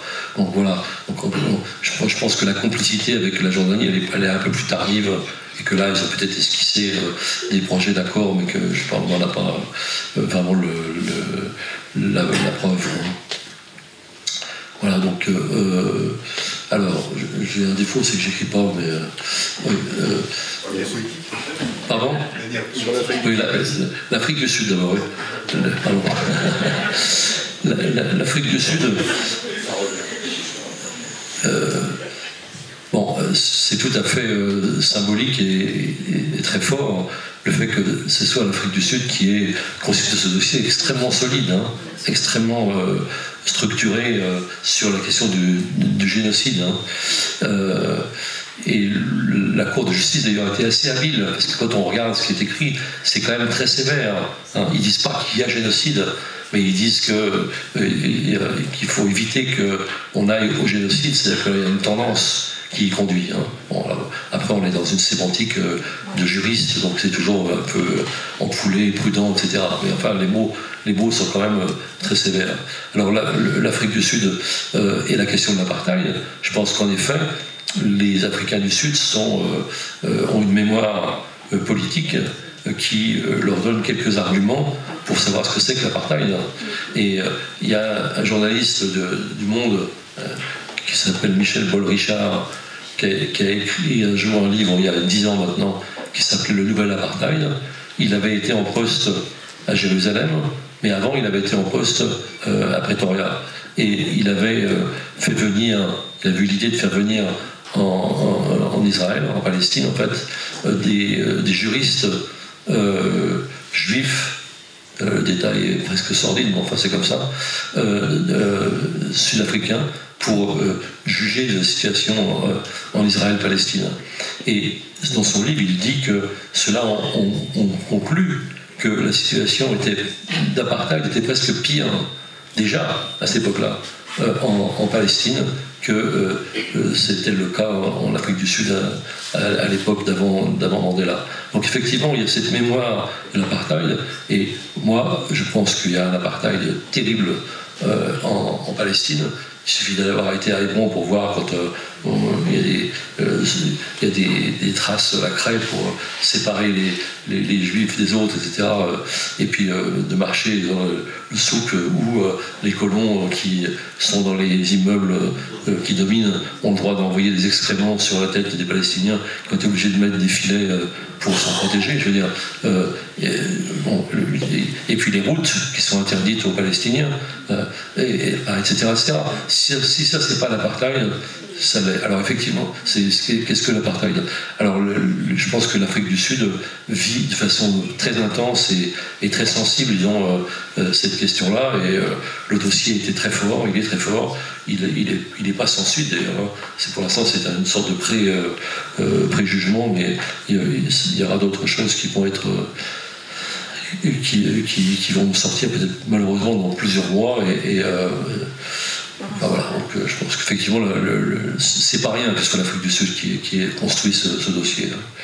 Alors l'avenir politique, là c'est très compliqué, mais on voit bien que les États-Unis, mais on ne sait pas quel est le degré de sincérité, on peut en douter, mais on peut aussi penser que Biden, il est en campagne électorale, donc effectivement il a une population en ce moment jeune surtout, qui rue vraiment dans les brancards sur la question palestinienne. Donc il donne des gages un peu partout en disant il faut une solution à 2 États. Donc on revient à la solution à 2 États. Solution à 2 États qui, alors j'en reviens, vous allez voir que on va terminer comme j'ai commencé, c'est-à-dire en 1967, c'est la fameuse résolution 242 de novembre 1967 qui enjoint à Israël de quitter les territoires conquis militairement. C'est ça, et c'est ça qui dessine, disons, la solution à 2 États, qui n'a jamais été respectée, mais qui a été repris je ne sais combien de fois, en particulier par les Américains, mais jamais on s'est donné les moyens de l'imposer à Israël. Et alors, sauf au moment quand même d'Oslo, mais avec le destin que j'ai décrit tout à l'heure. Mais donc effectivement, on peut vraiment beaucoup douter de la sincérité du gouvernement américain. On peut penser qu'il y a un mauvais cap à passer pour lui, et qu'il va essayer d'amadouer une partie de son opinion jeune avec ce discours sur les 2 États. C'est très difficile d'y croire, non seulement parce qu'il est toujours difficile de croire à la sincérité, disons, de grandes capitales comme ça qui sont très engagées dans des intérêts économiques, militaires, stratégiques, etc. Mais il est très difficile d'y croire aussi à cause du terrain. Parce que le terrain, aujourd'hui, je n'ai pas encore cité le chiffre, mais il y a 700 000 colons. 700 000 colons. Il faut avoir été sur là-bas pour voir ce que c'est que les colonies. C'est des villes entières. Les Adoumim, c'est, je sais pas, 50 000, 60 000 habitants. Donc, que faire quand on voit en plus que ces gens continuent de coloniser, qui sont armés, qui ont l'appui de l'armée, ce que je disais tout à l'heure, c'était cette espèce de fascisation des colons. J'ai entendu l'autre fois, avec d'ailleurs beaucoup de surprises, un historien israélien dire c'est notre OAS. J'étais content parce que c'est une formule que j'emploie depuis des années en disant Israël a son OAS. Je pense que même les plus jeunes savent ce que c'est que l'OAS, c'est-à-dire l'organisation armée secrète, c'est-à-dire le mouvement d'Al française qui a posé des bombes, etc., y compris en métropole. Eh bien, disait-il, on ne va pas couper à une guerre civile contre ces gens-là. Et je crois qu'en effet, s'il y a un tant soit peu l'idée de décoloniser la Cisjordanie et Jérusalem Est, c'est encore plus compliqué pour Jérusalem Est parce que c'est une population qui est très dense. À ce moment-là, je pense que ça sera très violent, très violent. Et ce ne sera pas Gaza. Parce que Gaza, les 7000, les télévisions nous ont montré les Juifs qui étaient tirés par les cheveux, etc. Ça faisait des belles images, mais en fait, c'était quand même extrêmement minoritaire. Là, c'est plus du tout le cas. Et donc, alors, il peut y avoir des négociations sur des échanges de territoires, etc. Mais je pense que ça ne pourra pas se faire sans une décolonisation quand même massive de colonies qui sont du dur maintenant, quoi. Et qui continue d'augmenter, parce qu'il y a une sorte de, je dirais, de jeu de Go, un peu, je ne sais pas si certains d'entre vous jouent au Go, mais quand on va sur un promontoire en Cisjordanie, qu'est-ce qui se passe? On voit que les colons mettent une roulotte, un drapeau israélien, et on préempte un territoire, un périmètre qui est vide, et à partir de ce centre qui est tout à fait fragile, on va le remplir peu à peu par des petites colonies qui vont faire jonction les unes avec les autres. C'est une stratégie militaire, quasi napoléonienne, hein, qui est extrêmement bien pensée. Et si elle n'est pas arrêtée, et elle n'est pas du tout arrêtée aujourd'hui, elle est encouragée, la solution à deux États, bon courage. Hein. Et il faudrait que les États-Unis mettent le poids. Hein. Alors ensuite, il n'est pas question pour l'instant qu'ils mettent le poids, d'autant plus que la question a été posée tout à l'heure. Ils continuent d'armer Israël, de financer les bombes, de financer l'action militaire d'Israël, tout en ayant un discours de restriction, de retenue. Vous savez, on appelle à la retenue, c'est un mot qui me met hors de moi, parce qu'il y a des dizaines de milliers de morts, et on dit on appelle Israël à la retenue. Mais, et on leur fournit... On leur fournit des bombes. Et on leur fournit des bombes. Donc, évidemment, c'est d'un cynisme effrayant. Mais quand on a dit cynisme, on a invoqué la morale. Or, c'est même pas seulement la morale, c'est la morale à la fin du compte, mais c'est aussi des intérêts économiques, stratégiques qui sont profonds et qui font qu'il est très difficile de rompre, d'avoir un changement, disons, stratégique avec Israël, et en particulier aux États-Unis, où on parlait tout à l'heure des sionistes antisémites, où une grande partie de l'électorat qui constitue celui de Trump, c'est les évangélistes qui sont beaucoup plus pro-Israël que les juifs américains, qui sont plutôt en rupture avec Netanyahou. Donc il y a un livre qui est très intéressant qui a été écrit par Sylvain Sipel, qui est par ailleurs un grand ami, mais son livre est vraiment remarquable sur les Juifs contre Israël. Je crois que le titre, je le dis de mémoire, mais et c'est surtout les Juifs américains. Il a été longtemps correspondant aux États-Unis, et c'est les Juifs américains. Mais par contre, les évangélistes, qui sont beaucoup plus nombreux, et qui représentent un électorat massif qui va voter Trump, eux, ils sont à la fois très antisémites et tout à fait sionistes, pro-israéliens. C'est eux qui font des délégations pour aller visiter et apporter leur soutien dans les colonies, etc. Donc on est en effet là dans des contradictions qui sont difficiles à comprendre intellectuellement, mais qui cependant malheureusement conduisent cette région au désastre. Le désastre, il est surtout palestinien pour l'instant. Oui. Je ne sais pas si on atteint presque... Dernière série de questions. Ouais, dernière question. Très rapide pour laisser Adonis faire le temps de répondre.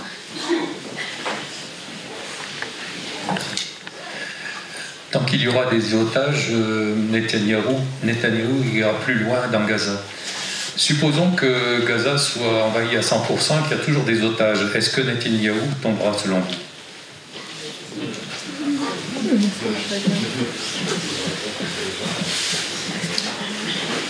on va terminer sur cette question. Oui. Et d'ailleurs, j'ai un peu l'esprit d'escalier, mais je vais affiner un peu ma réponse sur les solutions de l'après. Je n'ai pas oublié la question. Pardon ? L'interlocuteur palestinien. Oui, oui, il y a ça, oui, absolument. C'est-à-dire que s'il y avait une bonne volonté, politique américaine, etc., on ferait libérer les 2-3 personnages, je pense finalement à Barghouti, mais c'est pas le seul, qui ont beaucoup de prestige en Palestine. Vous savez, les Palestiniens, aujourd'hui, les intellectuels palestiniens, quand on leur parle de Mahmoud Abbas, ils disent « vous êtes français, vous allez comprendre, pour nous c'est Pétain ». Donc c'est quand même très... on ne peut pas être plus clair. Hein. Et puis quand on voit Mahmoud Abbas, quand je l'ai vu il y a 2 ans, il est venu, on a déjeuné avec lui, avec une poignée de journalistes français, il ne nous a parlé que de coopération militaire avec Israël, sécuritaire, etc. Donc on se demandait avec qui, moi qui ai connu Arafat, parce que j'ai eu la chance de l'interviewer 2 fois, je me disais vraiment quelle déchéance, quoi. Enfin bref. Mais ce que je voulais dire, c'est pas ça, c'est qu'il y a eu une autre solution qui a été ébauchée aussi par des intellectuels palestiniens et certains Israéliens de gauche, etc., qui est, je dirais pas l'État binational en tant que tel, mais qui est un État qui reconnaîtrait une citoyenneté égale du Jourdain à la Méditerranée. Hein. C'est-à-dire tout le monde aurait un égal droit de vote, etc. On se soucierait plus de savoir s'ils sont arabes, juifs, musulmans, chrétiens, que sais-je, ils se seraient des citoyens. Et c'est pas binational, c'est pas 2 nations, mais c'est une même citoyenneté. Bon, autant dire qu'aujourd'hui c'est une glorieuse utopie. Mais ça a quand même pas mal nourri une partie de l'intelligentsia palestinienne et troublé pas mal d'Israéliens, au point que la fameuse loi, dont j'ai pas du tout parlé, mais j'ai pas parlé de tout, de juillet 2018, qui affirme qu'Israël est un État juif, hein, et qu'il n'est plus du tout un État démocratique d'ailleurs, cette loi, elle a été faite précisément pour anticiper cette éventualité, c'est-à-dire, attention, si jamais ça advenait, il y aurait que les juifs, en gros, qui pourraient voter. En gros. Ça a d'ailleurs été dit explicitement par une des dirigeantes d'extrême droite. Donc c'était très clair. Donc, mais il n'empêche que là, on aurait affaire à un autre stade d'apartheid qui serait très difficile à soutenir à l'international, je dirais, dans la conscience internationale. Donc,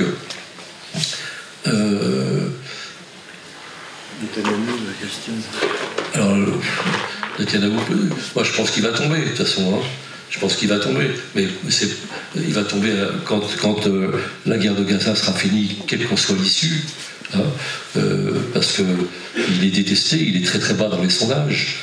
Hein, mais il est par rapport aux Israéliens, hein, qui veulent à la fois la guerre, qui veulent libérer les otages, qui veulent la chute de Netanyahou, mais il va tomber pour qui? C'est-à-dire que aujourd'hui l'alternative, l'homme des Américains, si j'ose dire, hein, c'est Benny Gantz, qui est de centre droit, beaucoup plus modéré que Netanyahou et beaucoup plus hostile aux dirigeants colons, quoi.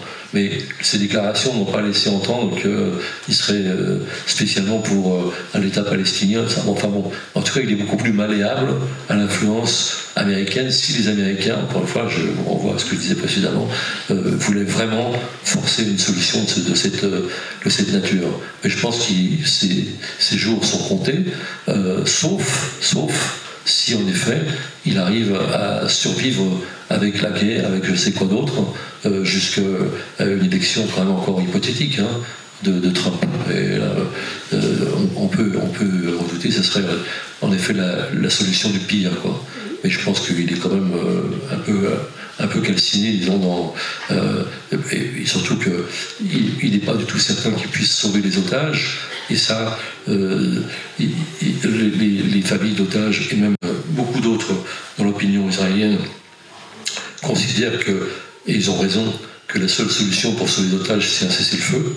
Hein. Alors, quand on leur parle de la guerre, ils sont pour, mais quand on leur parle des otages, ils sont pour un cessez-le-feu, en tout cas une trêve à longue durée, etc. Et c'est probablement pas, disons, l'anéantissement de tout Gaza qui va permettre de sauver les otages, même s'ils en sauvent de temps en temps, en effet, comme ça. Donc, mais la question des otages, elle est cruciale. Et il y a une sorte de recomposition politique à l'intérieur d'Israël autour de ça, qui d'ailleurs est intéressante, parce qu'elle se superpose un peu à ce qui était la mobilisation contre la réforme judiciaire d'avant Gaza. Hein. C'est une population que je ne qualifierais pas de gauche, ce serait un petit peu risqué. Enfin, disons, quand même, disons, plus ouverte à l'avenir des Palestiniens, etc., mais qui aujourd'hui est mobilisée sur la question des otages. Et ce mouvement politique des otages va probablement laisser des traces en termes de structuration, disons, de la vie politique israélienne. On ne sait pas comment, sous quelle forme, et si ça va être vraiment la recomposition d'une sorte de gauche qui pourrait renaître. Je suis tout à fait prudent et je n'emploierai pas ce mot actuellement, ce qui serait très risqué. Enfin, il y a quelque chose qui se joue, qui est très important autour de la question des otages, parce que c'est une question qui brutalise, je dirais, la tradition israélienne et la tradition juive, où on a toujours sauvé les otages. On se souvient de Gilad Shalit, ils ont libéré des milliers de Palestiniens pour sauver un soldat. Hein. Et aujourd'hui, on a tendance à... Enfin, je veux dire, ne fait pas mystère de prioriser, disons, sa guerre, quitte à sacrifier les otages. Et ça, c'est quelque chose qui blesse profondément, disons, la tradition et la conscience israélienne et juive. Bon. Donc je pense qu'il a vraiment son avenir derrière lui, mais les gens qui postulent à la succession ne sont pas forcément très rassurants non plus. C'est le moins qu'on puisse dire. Voilà, je ne sais pas si je peux m'en tenir là.